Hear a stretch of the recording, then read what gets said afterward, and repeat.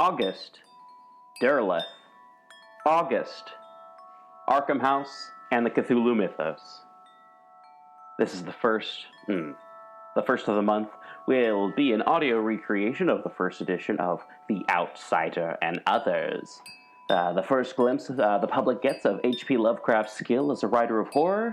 Just like Bierce, I'm not going to list what's in the episode, so I just hope you enjoy today's surprise. Brought to you by BunnySlippers.com. Check out the brand new Dino Sound Slippers. Slippers make a roaring sound every couple of steps. Soft plush uppers, foam footbeds, grip slippers so that you don't fall on your ass when you're skulking around the house at 3 a.m. All right.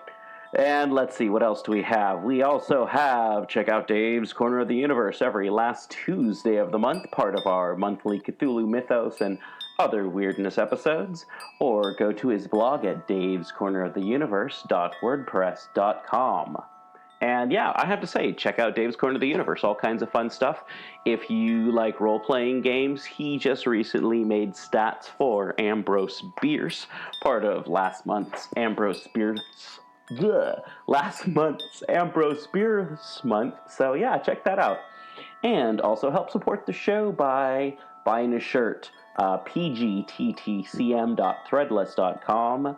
And we've got the cool Sathagua Latina Cha Ratfink-inspired t-shirts that I just made the other day, and the super cool Join a Cult t-shirt that has kind of a hand-drawn Cthulhu with X's over it. I think you'll dig it.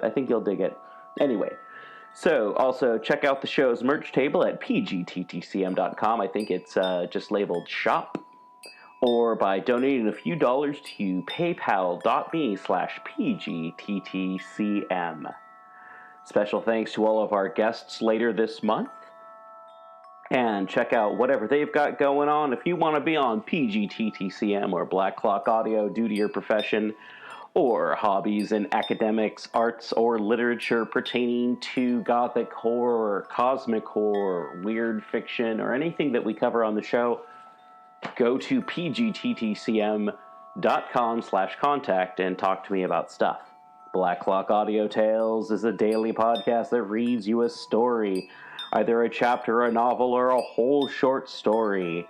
Join us in our exploration of old ghost stories, supernatural fiction, horror tales, folk tales, fantasy, gothic horror, weird fiction, and cosmic horror. And don't forget to join us for our monthly show about the Cthulhu Mythos. What are you talking about? This month it's all about the Cthulhu Mythos.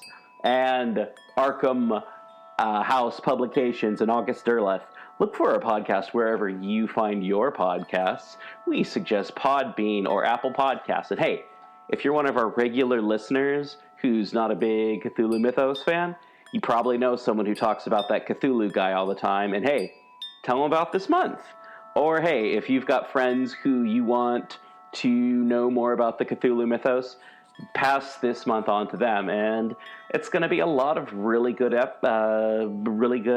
examples of HP Lovecraft. So hey, we got that going on. Find us on the web at pgttcm.com and Black Clock Audio on Instagram, Twitter, Facebook, Black Clock Audio Tales on YouTube, and we're also People's Guide to the Cthulhu Mythos. So just Google Black Clock Audio Tales, People's Guide to the Cthulhu Mythos, one of those two, you'll find us. All right. Check out the website, edited by Daniel Spitzer, produced in Badger Strip Studios in lovely North Portland, Oregon, USA. The Haunter of the Dark by HP Lovecraft. Read by Morgan Scorpion.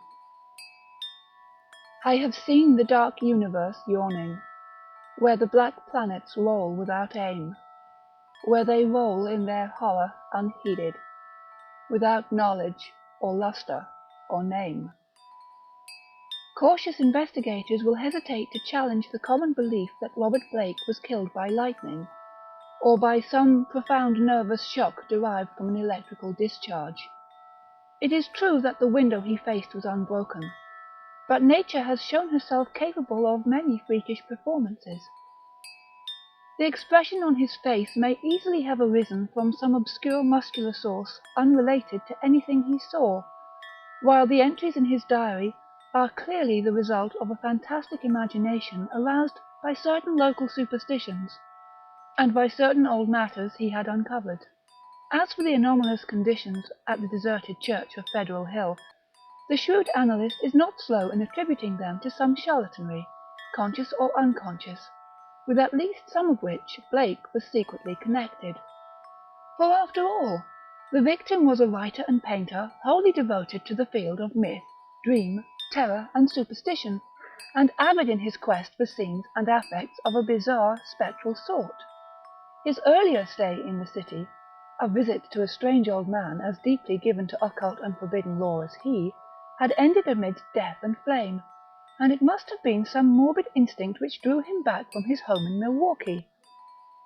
He may have known of the old stories, despite his statements to the contrary in the diary, and his death may have nipped in the bud some stupendous hoax destined to have a literary reflection. Among those, however, who have examined and correlated all this evidence, there remain several who cling to less rational and commonplace theories.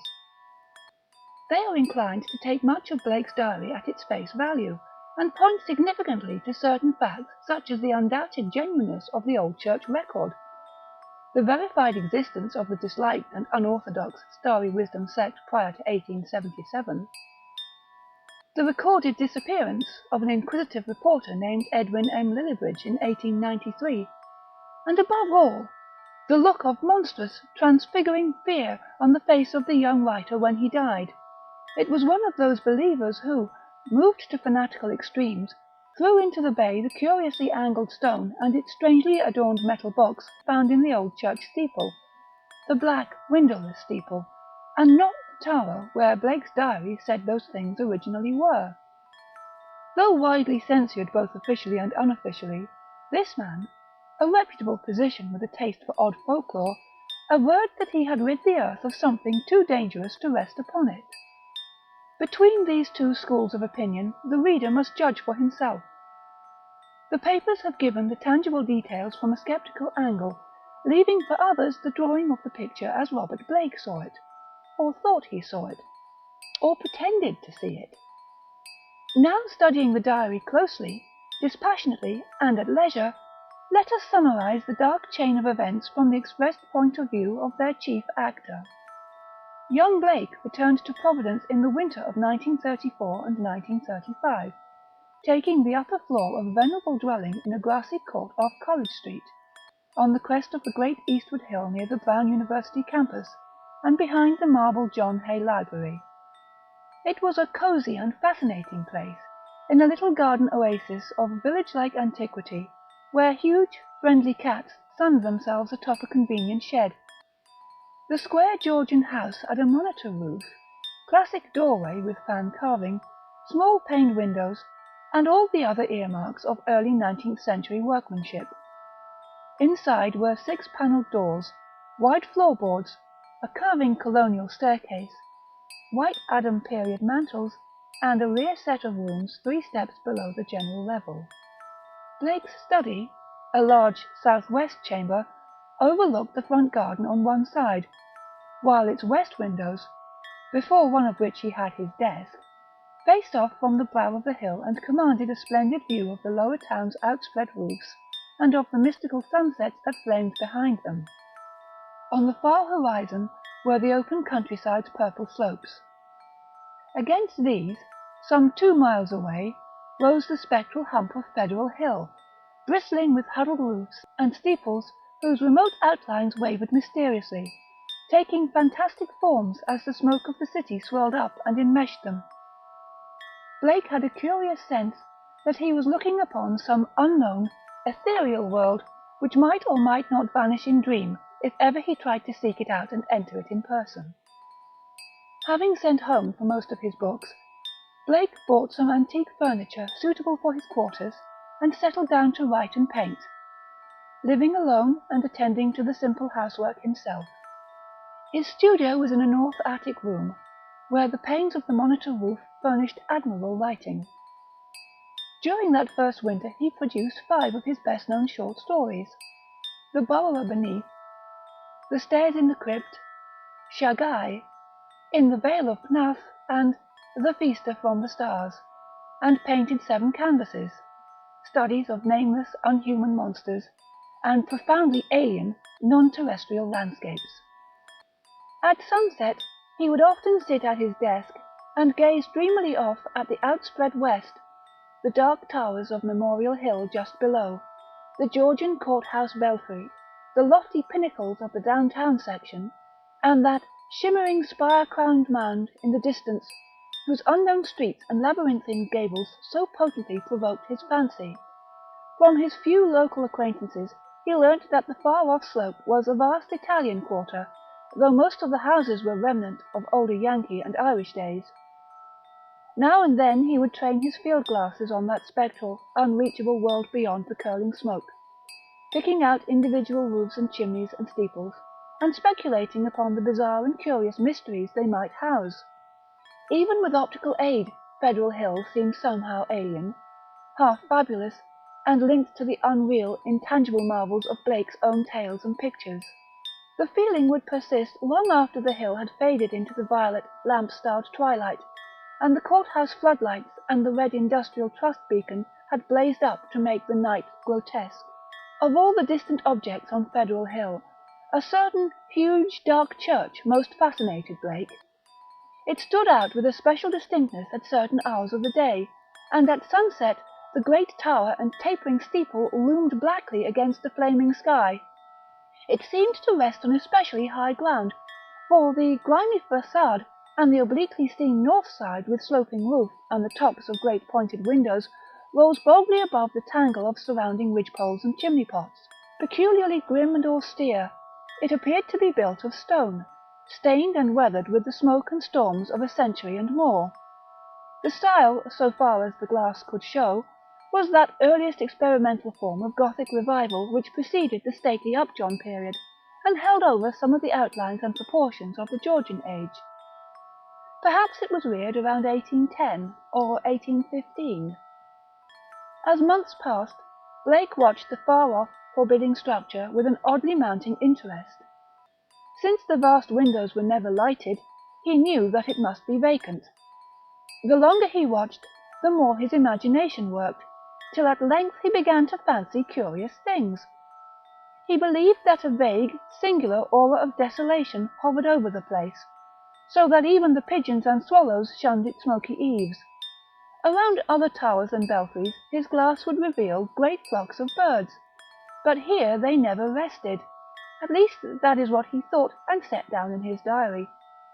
He pointed the place out to several friends, but none of them had ever been on Federal Hill, or possessed the faintest notion of what the church was or had been. In the spring, a deep restlessness gripped Blake. He had begun his long-planned novel, based on a supposed survival of the witch cult in Maine, but was strangely unable to make progress with it. More and more he would sit at his westward window and gaze at the distant hill, and the black, frowning steeple shunned by the birds. When the delicate leaves came out on the garden boughs, the world was filled with a new beauty, but Blake's restlessness was merely increased. It was then that he first thought of crossing the city and climbing bodily up that fabulous slope into the smoke-wreathed world of dream. Late in April, just before the eon-shadowed Walpurgis time, Blake made his first trip into the unknown. Plodding through the endless downtown streets and the bleak, decayed squares beyond, he came finally upon the ascending avenue of century-worn steps, sagging Doric porches, and blear-painted cupolas which he felt must lead up to the long-known, unreachable world beyond the mists. There were dingy blue and white street signs which meant nothing to him, and presently he noted the strange, dark faces of the drifting crowds, and the foreign signs over curious shops in brown, decade-weathered buildings. Nowhere could he find any of the objects he had seen from afar, so that once more he half fancied that the Federal Hill of the distant view was a dream world never to be trod by living human feet. Now and then a battered church façade or crumbling spire came in sight, but never the blackened pile that he sought. When he asked a shopkeeper about a great stone church, The man smiled and shook his head, though he spoke English freely. As Blake climbed higher, the region seemed stranger and stranger, with bewildering mazes of brooding, brown alleys leading eternally off to the south. He crossed 2 or 3 broad avenues, and once thought he glimpsed a familiar tower. Again he asked a merchant about the massive church of stone, and this time he could have sworn that the plea of ignorance was feigned. The dark man's face had a look of fear which he tried to hide, and Blake saw him make a curious sign with his right hand. Then suddenly a black spire stood out against the cloudy sky on his left, above the tiers of brown roofs lining the tangled southerly alleys. Blake knew at once what it was, and plunged toward it through the squalid, unpaved lanes that climbed from the avenue. Twice he lost his way, but he somehow dared not ask any of the patriarchs or housewives who sat on their doorsteps, or any of the children who shouted and played in the mud of the shadowy lanes. At last he saw the tower plain against the southwest, and a huge stone bulk rose darkly at the end of an alley. Presently he stood in a wind-swept, open square, quaintly cobblestoned, with a high bank wall on the farther side. This was the end of his quest, for upon the wide, iron-railed, weed-grown plateau which the wall supported, a separate, lesser world raised fully 6 feet above the surrounding streets, there stood a grim, Titan bulk whose identity, despite Blake's new perspective, was beyond dispute. The vacant church was in a state of great decrepitude. Some of the high stone buttresses had fallen, and several delicate finials lay half lost among the brown, neglected weeds and grasses. The sooty Gothic windows were largely unbroken, though many of the stone mullions were missing. Blake wondered how the obscurely painted panes could have survived so well, in view of the known habits of small boys the world over. The massive doors were intact and tightly closed. Around the top of the bank wall, fully enclosing the grounds, was a rusty iron fence whose gate, at the head of a flight of steps from the square, was visibly padlocked. The path from the gate to the building was completely overgrown. Desolation and decay hung like a pall above the place, and in the birdless eaves.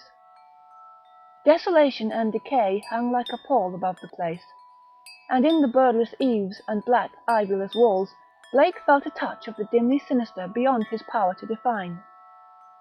There were very few people in the square, but Blake saw a policeman at the northerly end and approached him with questions about the church. He was a great, wholesome Irishman, and it seemed odd that he would do little more than make the sign of the cross and mutter that people never spoke of that building. When Blake pressed him, he said very hurriedly that the Italian priest warned everybody against it, vowing that a monstrous evil had once dwelt there and left its mark.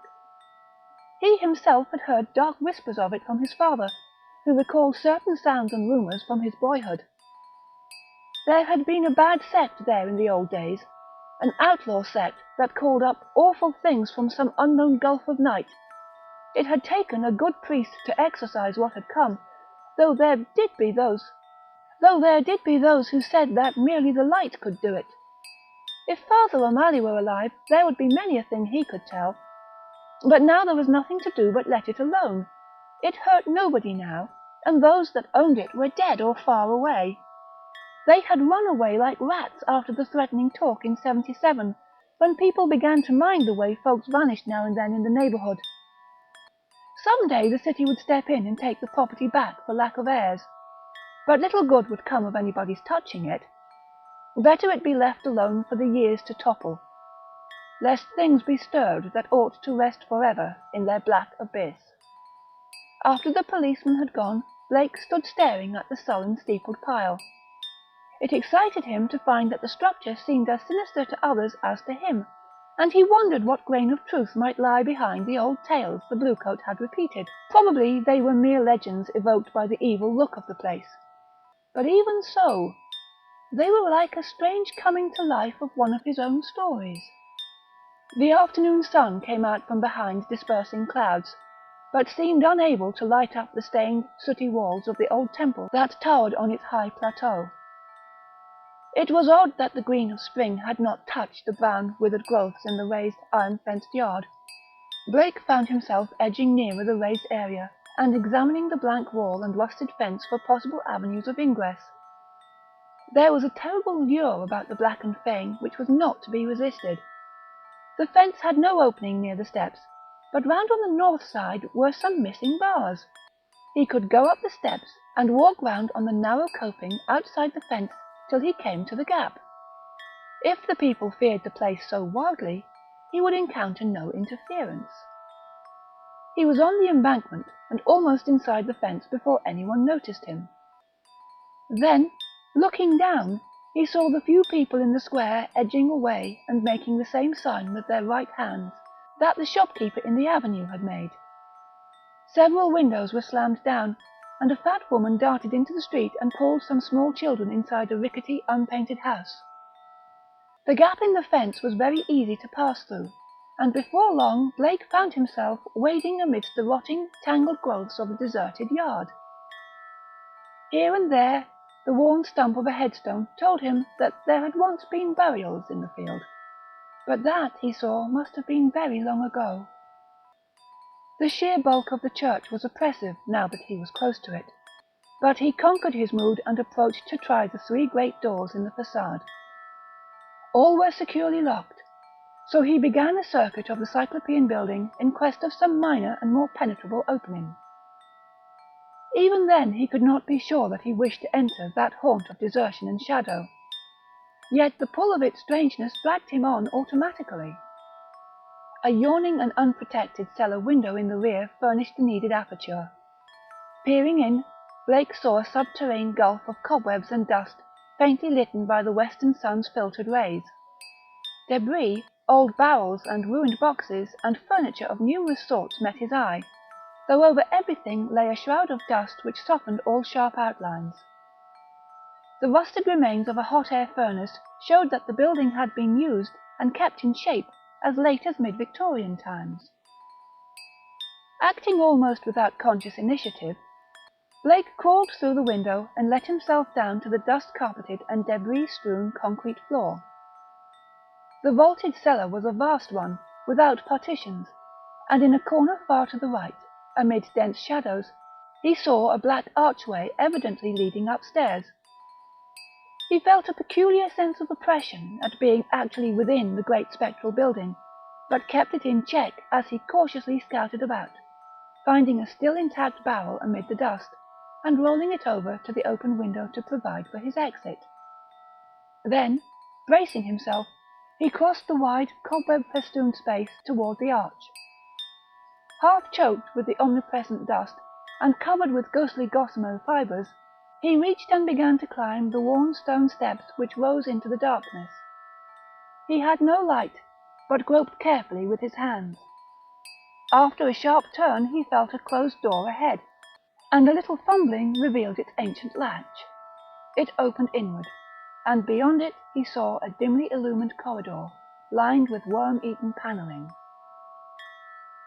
End of Part 1.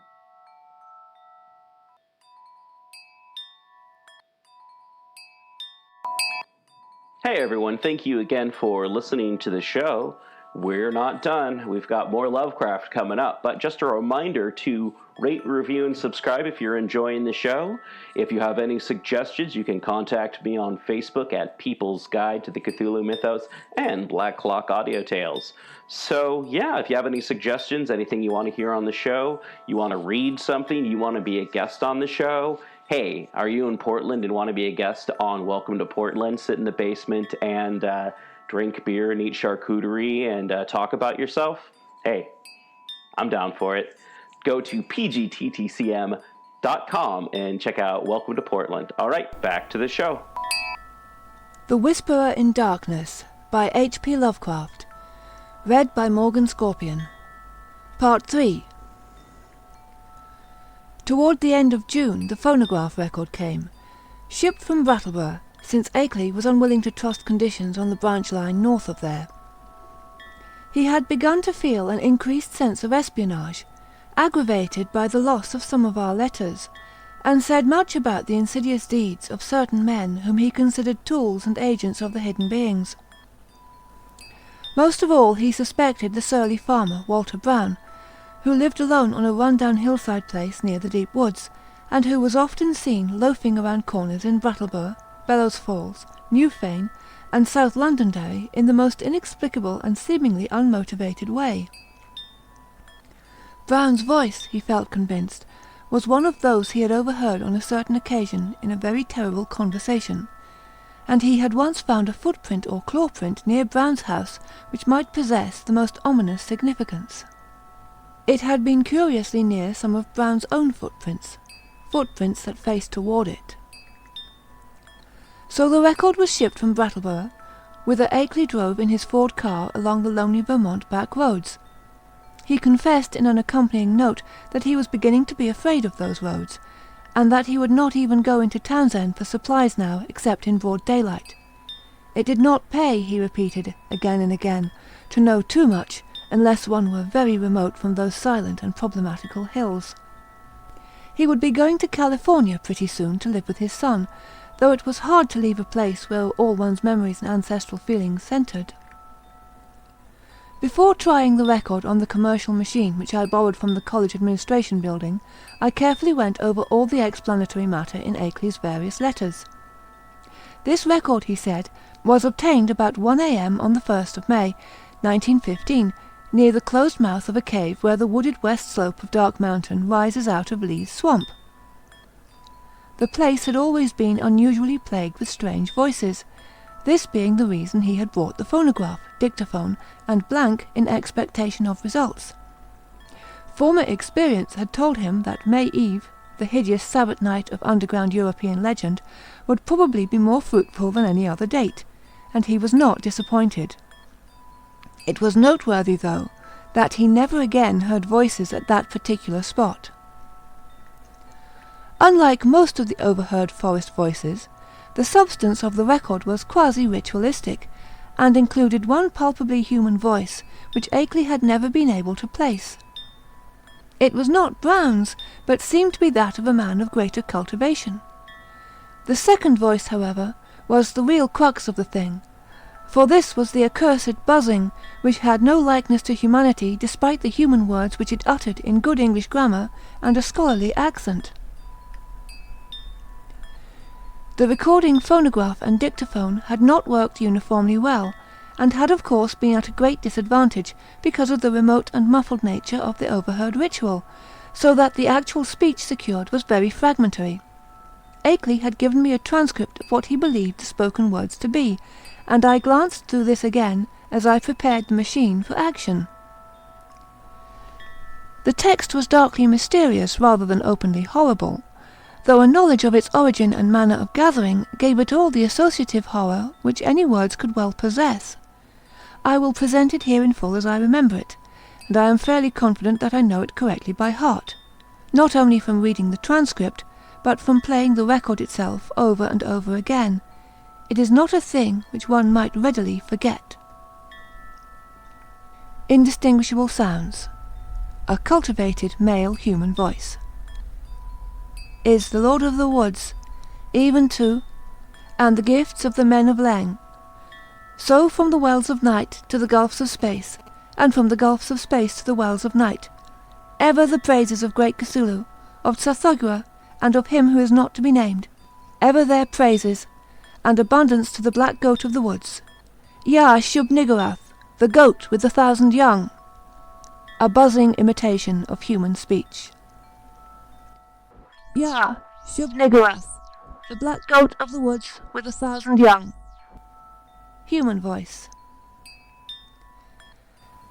And it has come to pass that the Lord of the Woods, being 7 and 9, down the onyx steps, tributes to him in the gulf, Azathoth, he of whom thou hast taught us marvel, on the wings of night, out beyond space, out beyond the...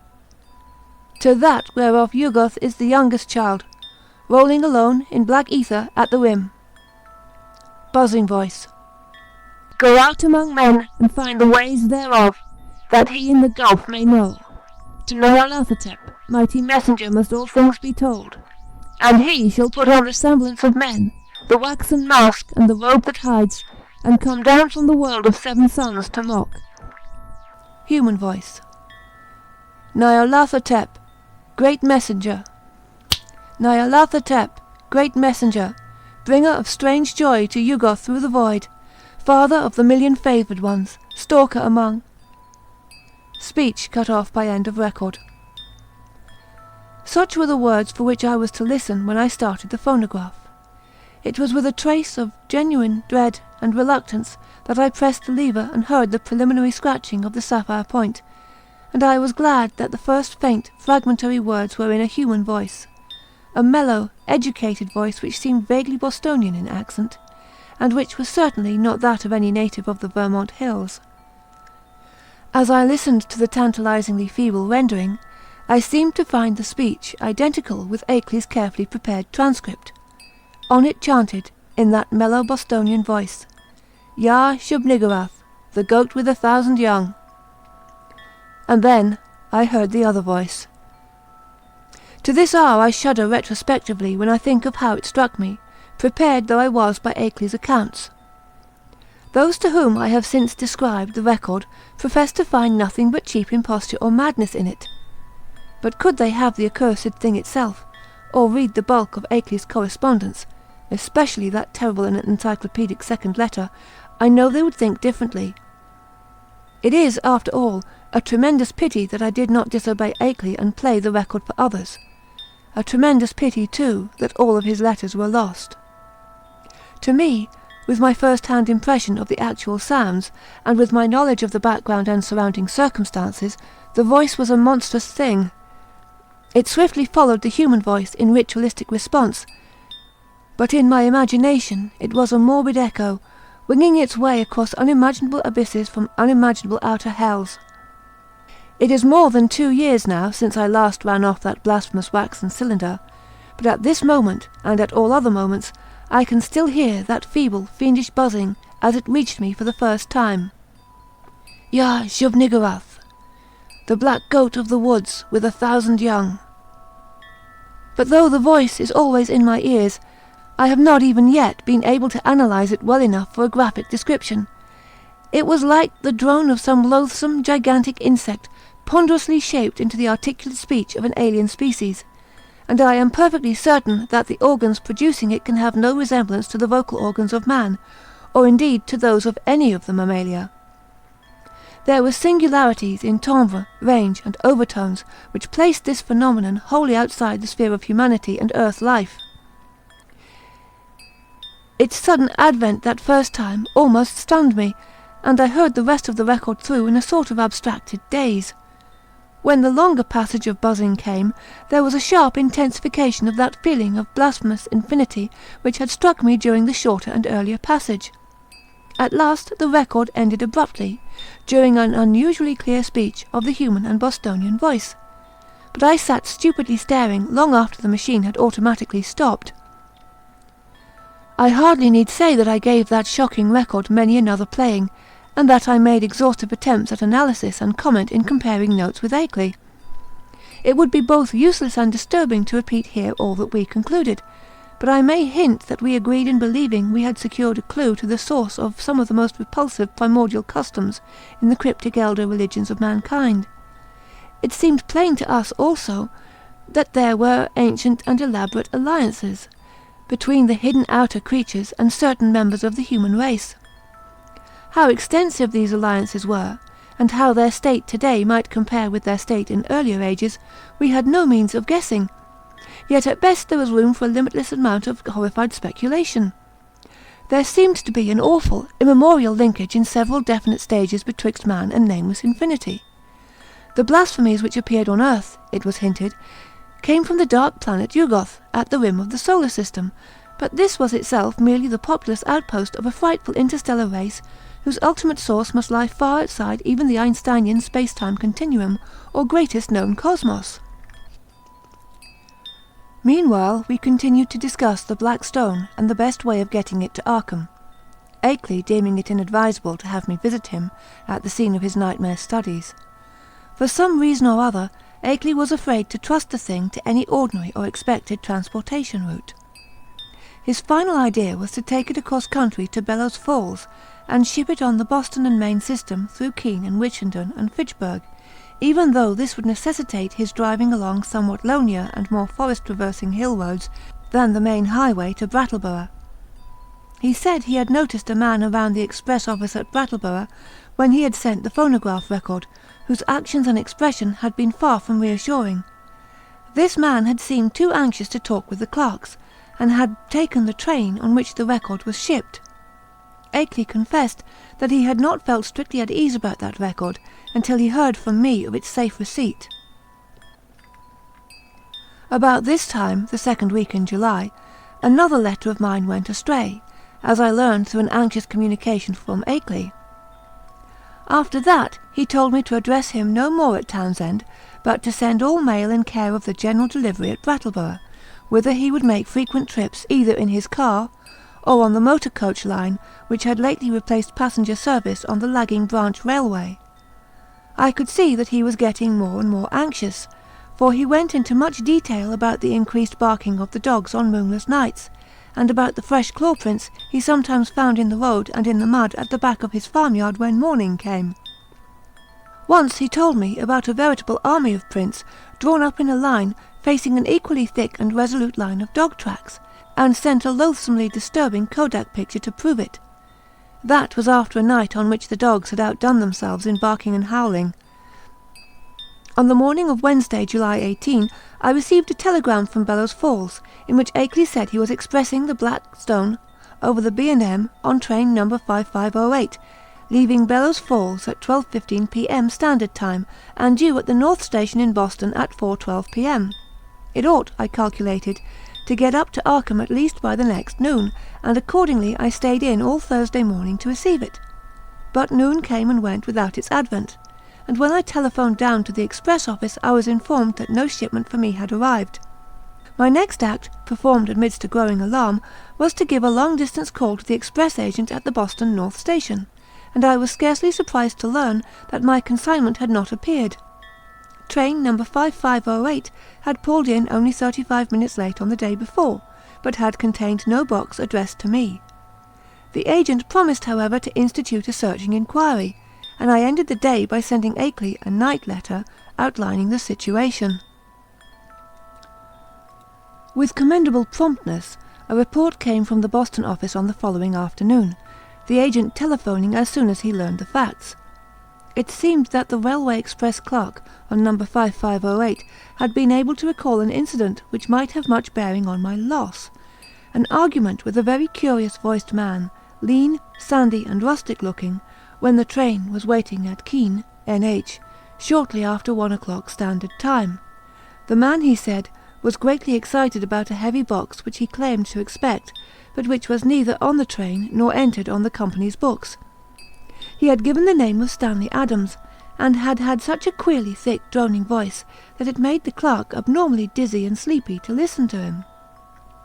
The clerk could not remember quite how the conversation had ended, but recalled starting into a fuller awakeness when the train began to move.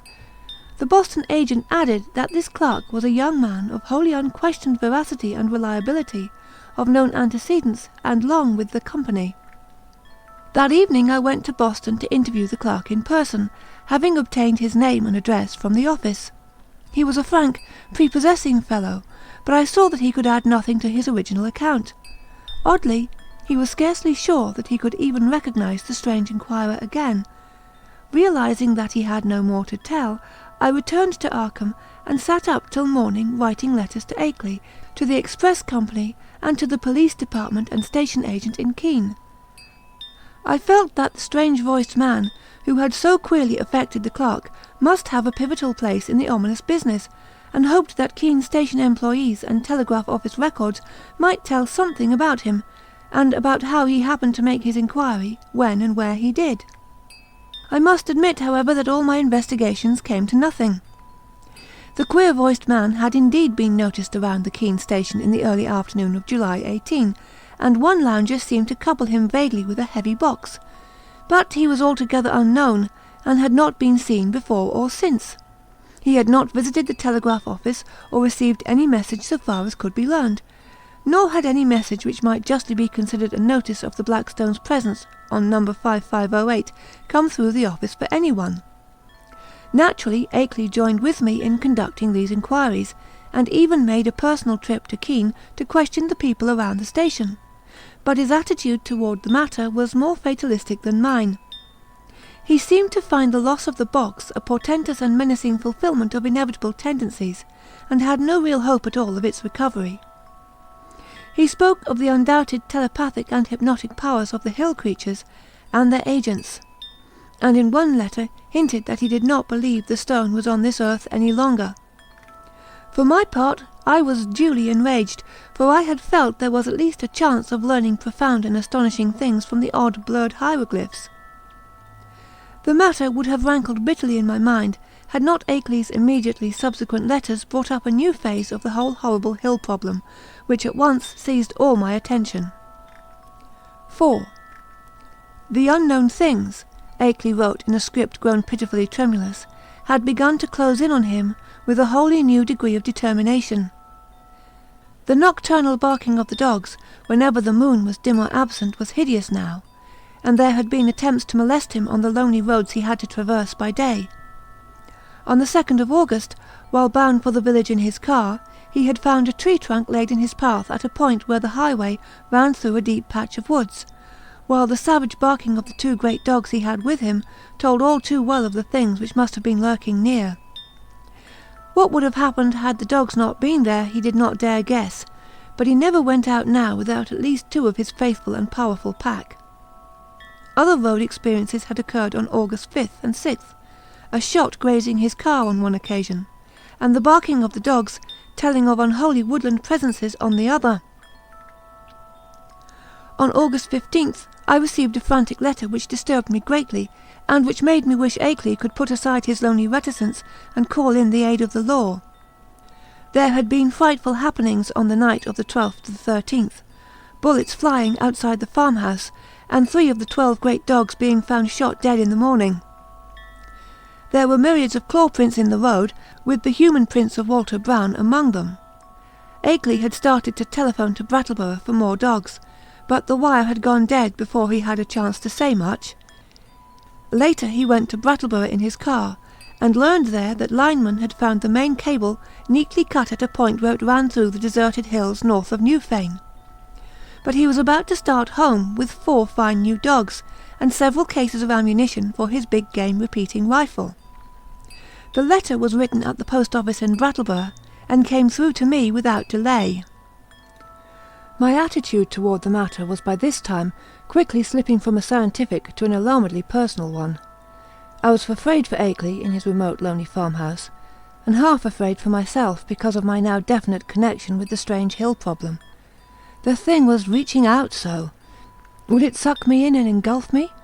In replying to his letter, I urged him to seek help, and hinted that I might take action myself if he did not. I spoke of visiting Vermont in person, in spite of his wishes, and of helping him explain the situation to the proper authorities. In return, however, I received only a telegram from Bellows Falls which read thus: "Appreciate your position, but can do nothing. Take no action yourself, for it could only harm both. Wait for explanation. Henry Akeley." But the affair was steadily deepening. Upon my replying to the telegram, I received a shaky note from Akeley with the astonishing news that he had not only never sent the wire, but had not received the letter from me to which it was an obvious reply. Hasty inquiries by him at Bellows Falls had brought out that the message was deposited by a strange sandy-haired man with a curiously thick, droning voice, though more than this he could not learn. The clerk showed him the original text as scrawled in pencil by the sender, but the handwriting was wholly unfamiliar. It was noticeable that the signature was misspelled, Akeley, without the second E. Certain conjectures were inevitable, but amidst the obvious crisis he did not stop to elaborate upon them. He spoke of the death of more dogs, and the purchase of still others, and of the exchange of gunfire which had become a settled feature each moonless night. Brown's prints, and the prints of at least 1 or 2 more shod human figures, were now found regularly among the claw prints in the road, and at the back of the farmyard. It was, Akeley admitted, a pretty bad business, and before long he would probably have to go to live with his California son, whether or not he could sell the old place, but it was not easy to leave the only spot one could really think of as home. He must try to hang on a little longer. Perhaps he could scare off the intruders, especially if he openly gave up all further attempts to penetrate their secrets. Writing Akeley at once, I renewed my offers of aid and spoke again of visiting him and helping him convince the authorities of his dire peril. In his reply he seemed less set against that plan than his past attitude would have led one to predict, but said that he would like to hold off a little while longer, long enough to get his things in order and reconcile himself to the idea of leaving an almost morbidly cherished birthplace. People looked askance at his studies and speculations, and it would be better to get quietly off without setting the countryside in a turmoil and creating widespread doubts of his own sanity. He had had enough, he admitted, but he wanted to make a dignified exit if he could. This letter reached me on the 28th of August, and I prepared and mailed as encouraging a reply as I could. Apparently the encouragement had effect, for Akeley had fewer terrors to report when he acknowledged my note. He was not very optimistic, though, and expressed the belief that it was only the full moon season which was holding the creatures off. He hoped there would not be many densely cloudy nights, and talked vaguely of boarding in Brattleborough when the moon waned. Again I wrote him encouragingly, but on September 5th there came a fresh communication which had obviously crossed my letter in the mails, and to this I could not give any such hopeful response. In view of its importance, I believe I had better give it in full, as best I can do from memory of the shaky script. It ran substantially as follows. Monday. A rather discouraging postscript to my last. Last night was thickly cloudy, though no rain, and not a bit of moonlight got through. Things were pretty bad, and I think the end is getting near, in spite of all we have hoped. After midnight, something landed on the roof of the house, and the dogs all rushed up to see what it was. I could hear them snapping and tearing around, and then one managed to get on the roof by jumping from the low L. There was a terrible fight up there, and I heard a frightful buzzing which I'll never forget. And then there was a shocking smell. About the same time, bullets came through the window and nearly grazed me. I think the main line of the hill creatures had got close to the house when the dogs divided, because of the roof business. What was up there I don't know yet, but I'm afraid the creatures are learning to steer better with their space wings. I put out the light and used the windows for loopholes, and raked all around the house with rifle fire, aimed just high enough not to hit the dogs. That seemed to end the business, but in the morning I found great pools of blood in the yard, besides pools of a green sticky stuff that had the worst odour I have ever smelled. I climbed up on the roof and found more of the sticky stuff there. 5 of the dogs were killed. I'm afraid I hit one myself by aiming too low, for he was shot in the back. Now I am setting the panes the shots broke, and I'm going to Brattleborough for more dogs. I guess the men at the kennels think I am crazy. We'll drop another note later. Suppose I'll be ready for moving in a week or 2, though it nearly kills me to think of it. Hastily, Akeley. But this was not the only letter from Akeley to cross mine. On the next morning, September the 6th, still another came. This time a frantic scrawl which utterly unnerved me and put me at a loss what to say or do next. Again, I cannot do better than quote the text as faithfully as memory will let me. Tuesday. Clouds didn't break, so no moon again, and going into the wane anyhow. I'd have the house wired for electricity and put in a searchlight if I didn't know they'd cut the cables as fast as they could be mended. I think I am going crazy. It may be that all I have ever written you is a dream or madness. It was bad enough before, but this time it is too much. They talked to me last night. Talked in that cursed buzzing voice and told me things that I dare not repeat to you. I heard them plainly above the barking of the dogs, and once when they were drowned out, a human voice helped them. Keep out of this, Wilmarth. It is worse than either you or I ever suspected. They don't mean to let me get to California now. They want to take me off alive, or what theoretically and mentally amounts to alive, not only to Yugoth, but beyond that, away outside the galaxy and possibly beyond the last curved rim of space. I told them I wouldn't go where they wish, or in the terrible way they propose to take me, but I am afraid it will be of no use. My place is so far out that they may come by day as well as by night before long. 6 more dogs killed, and I felt presences all along the wooded parts of the road when I drove to Brattleborough today. It was a mistake for me to try to send you that phonograph record and black stone. Better smash the record before it's too late. Will drop you another line tomorrow if I'm still here. Wish I could arrange to get my books and things to Brattleborough and board there. I would run off without anything if I could, but something inside my mind holds me back. I can slip out to Brattleborough, where I ought to be safe, but I feel just as much a prisoner there as at the house, and I seem to know that I couldn't get much farther, even if I dropped everything and tried. It is horrible. Don't get mixed up in this. Yours, Akeley. I did not sleep at all the night after receiving this terrible thing, and was utterly baffled as to Akeley's remaining degree of sanity. The substance of the note was wholly insane, yet the manner of expression, in view of all that had gone before, had a grimly potent quality of convincingness. I made no attempt to answer it, thinking it better to wait until Akeley might have time to reply to my latest communication. Such a reply indeed came on the following day, though the fresh material in it quite overshadowed any of the points brought up by the letter nominally answered. Here is what I recall of the text, scrawled and blotted as it was in the course of a plainly frantic and hurried composition. Wednesday. W. Your letter came, but it's of no use to discuss anything any more. I am fully resigned. Wonder that I have even enough willpower left to fight them off. Can't escape, even if I were willing to give up everything and run. They'll get me.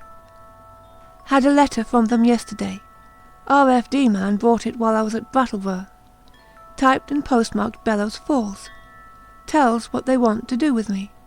I can't repeat it. Look out for yourself, too. Smash that record. Cloudy nights keep up, and moon waning all the time. Wish I dared to get help. It might brace up my willpower, but everyone who would dare to come at all would call me crazy, unless there happened to be some proof. Couldn't ask people to come for no reason at all. I'm all out of touch with everybody, and have been for years. But I haven't told you the worst, Wilmarth. Brace up to read this, for it will give you a shock. I am telling the truth, though. It is this. I have seen and touched one of the things, or part of one of the things. God, man, but it's awful. It was dead, of course. One of the dogs had it, and I found it near the kennel this morning. I tried to save it in the woodshed to convince people of the whole thing, but it all evaporated in a few hours. Nothing left.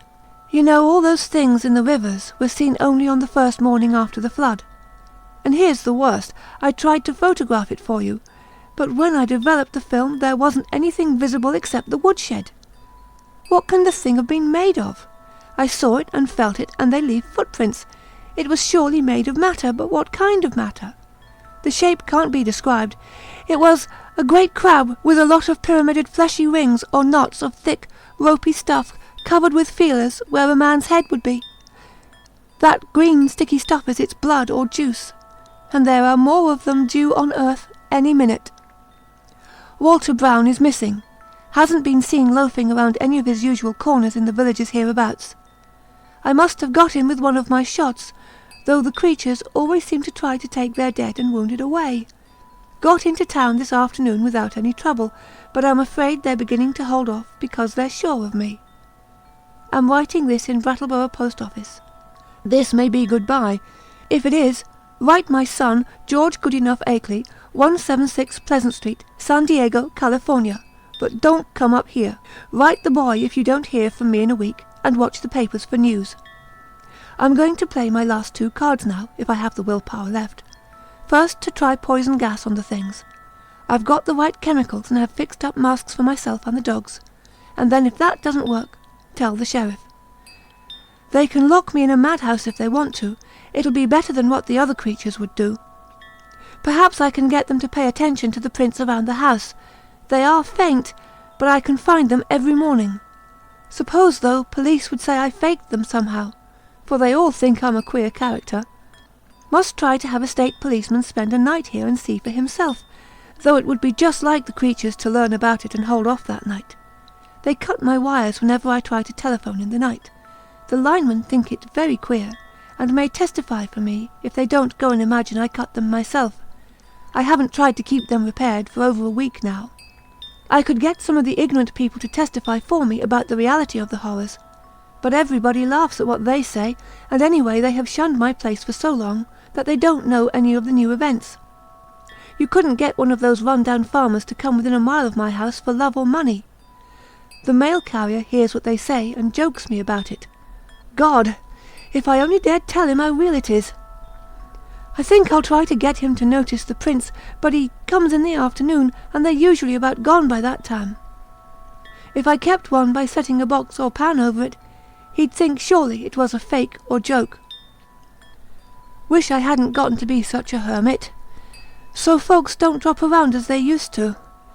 I've never dared show the Black Stone or the Kodak pictures, or play that record, to anybody but the ignorant people. The others would say I faked the whole business and do nothing but laugh. But I may yet try showing the pictures. They give those claw prints clearly, even if the things that made them can't be photographed. What a shame nobody else saw that thing this morning before it went to nothing. But I don't know as I care. After what I've been through, a madhouse is as good a place as any. The doctors can help me make up my mind to get away from this house, and that is all that will save me. Write my son George if you don't hear soon. Goodbye. Smash that record, and don't mix up in this. Yours, Akeley. This letter frankly plunged me into the blackest of terror. I did not know what to say in answer, but scratched off some incoherent words of advice and encouragement and sent them by registered mail. I recall urging Akeley to move to Brattleborough at once and place himself under the protection of the authorities, adding that I would come to that town with the phonograph record and help convince the courts of his sanity. It was time, too, I think I wrote, to alarm the people generally against this thing in their midst. It will be observed that at this moment of stress my own belief in all Akeley had told and claimed was virtually complete, though I did think his failure to get a picture of the dead monster was due not to any freak of nature, but to some excited slip of his own. End of parts 3 and 4 of The Whisperer in Darkness by HP Lovecraft, read by Morgan Scorpion.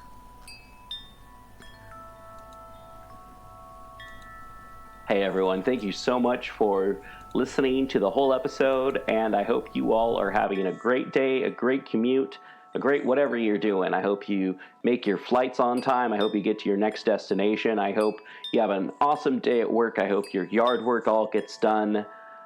Thank you so much for listening. Share the show with your friends. Let everyone know about it. If you like the show, give us 5 stars wherever you listen to and rate podcasts. Tell your friends about it, and have yourselves a wonderful day.